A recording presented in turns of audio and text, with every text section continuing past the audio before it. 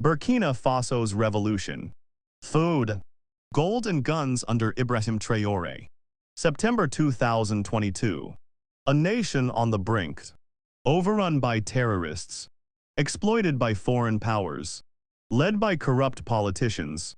Many thought Burkina Faso was finished. A failed state. But in the dust and the despair, a figure emerged. Not a politician in a suit. A 35-year-old army captain. With a soft voice. A red beret. And a will of irons. They called it a coup. The West condemned him. The media labeled him a junta leader. But the people of Burkina Faso called it something else. Hope. This is the story of what happened next. This is the story of how, in less than 2 years, one man defied empires, defeated terrorists, and began the rebirth of a nation. Ibrahim Traoré. The revolution changing Africa forever. The sovereignty gambit kicking out the empire. Traoré's first move was his most dangerous. For decades, France maintained a stranglehold on Burkina Faso through its military presence. They were there, they claimed, to fight terrorism.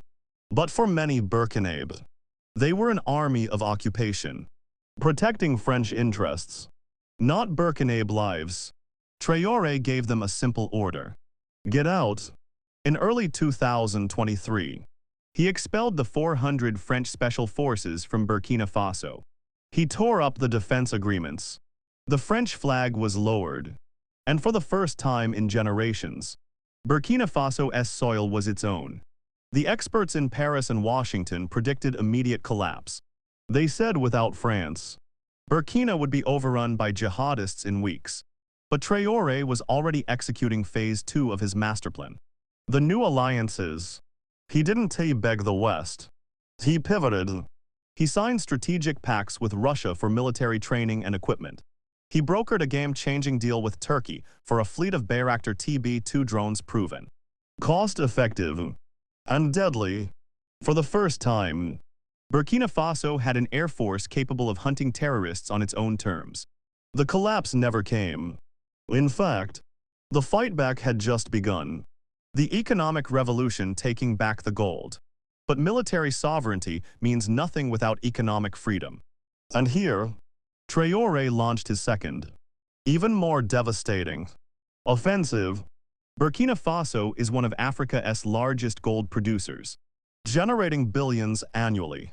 Yet, under the old system, over 90% of the profits were siphoned off by foreign corporations like Nordgold and Endeavour Mining.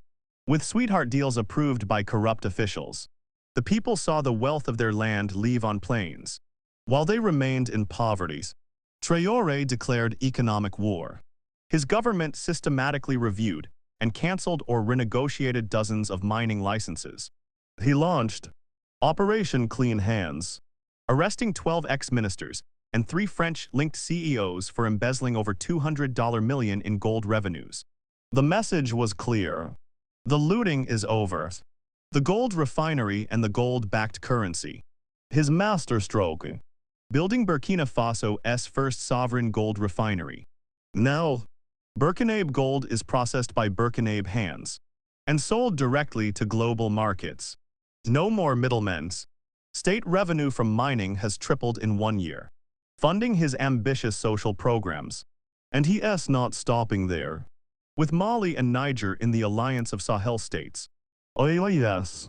Traoré is finalizing plans for a gold-backed common currency, a direct, fatal challenge to France's colonial CFA franc. For the first time, West Africa is building a financial system based on its own wealth. The war on terror winning the unwinnable war. With new allies and new money, Traoré turned to his biggest promise, securing the nation. The jihadist threat that had crippled the country for years. He didn't just change the weapons.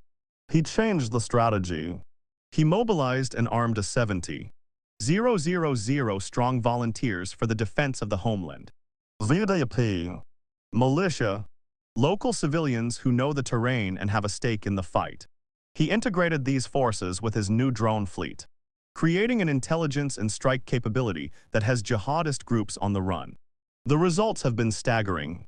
Security analysts report a 40% drop in jihadist attacks in the last year. Roads that were closed for years are reopening. Villages are being reclaimed.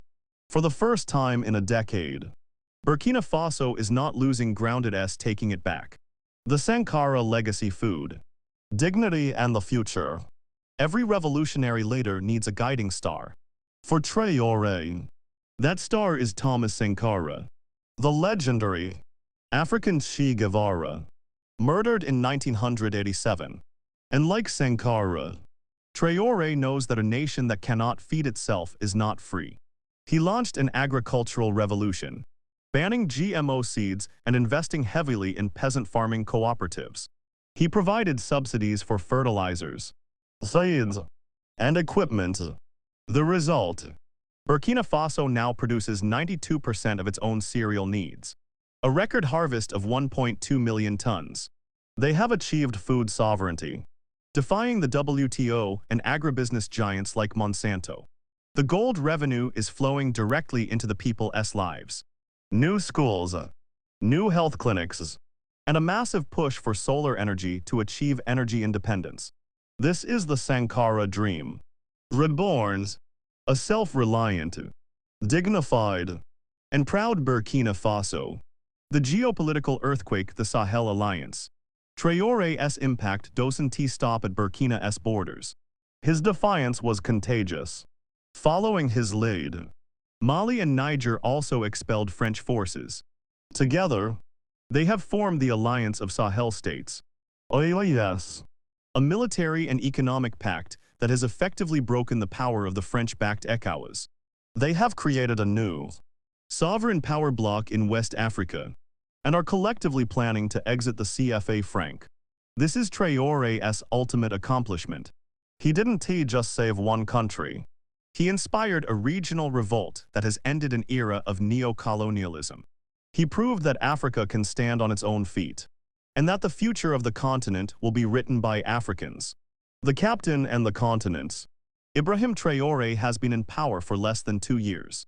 In that time, he has achieved what experts said was impossible: military sovereignty, economic independence, and tangible progress against terrorism.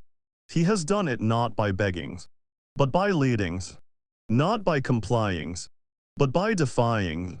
Please like and subscribe. Sovereignty isn't given, it's taken.